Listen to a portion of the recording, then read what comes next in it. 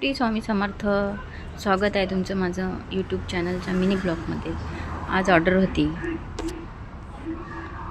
बघू शकता ऑर्डरवर पोचलेली आहे. कशी वाटली आहे तुम्हाला रांगोळी बघा.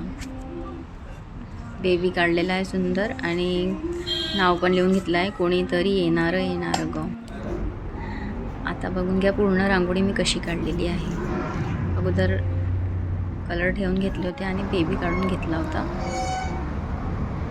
बेबी हा ढगांमध्ये झोपलेला आहे असं दाखवायचं होतं थोडं, तर ते दाखवलं आहे मी. आणि ब्लॅक आणि बेबीला शेडिंग दिली आहे आणि बाजूनं ब्लॅक आणि ब्ल्यू कलरचं शेडिंग दिलेली आहे, कारण की व्हाईट रांगोळी काढली होती त्याच्या बाजूनी ब्ल्यू कलरचं आपण शेड घेतला होता, कारण की ते उठून दिसायला पाहिजे होता बेबी म्हणून. आणि रेड कलरची शेडिंग टाकलेली आहे. सिंपलमध्ये रांगोळी टाकलेली आहे तिथे. फ्री हँड डिझाईन शिकवते ना, तेच काढल्याने चांगलं वाटते पूजा.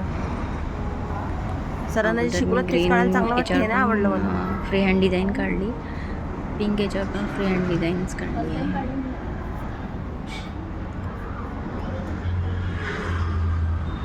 रांगोळी कशी वाटली आहे तुम्हाला तुम्ही सांगू शकता. कलर कॉम्बिनेशन आवडलं का. आणि आता नाव लिहून घेतलं आहे टूल्सच्या सहाय्याने.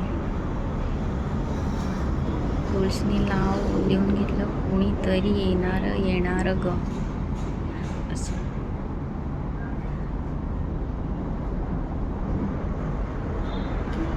कार्यक्रम खूप सुंदर आणि त्याचं डेकोरेशन पण खूप सुंदर झालं होतं.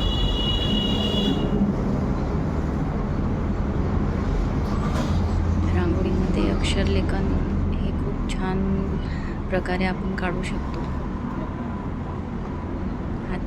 हातापेक्षा टूल्सनी खूप छान दिसते. तुम्ही पण वापरू शकता टूल्सनी.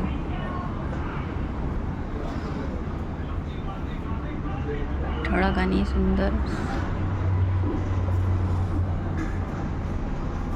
पिंक कलरचा शेड घेतला होता अगोदर मी, डार्कपासून लाईटपर्यंत.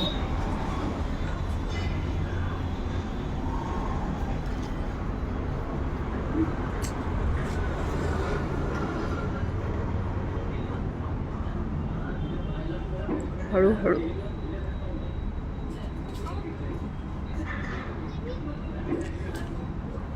नाव लिहून घेतलं.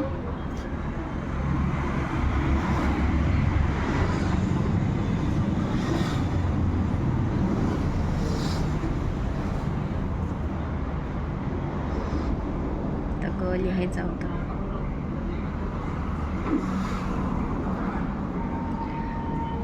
बलून कसे वाटले आहे तुम्हाला.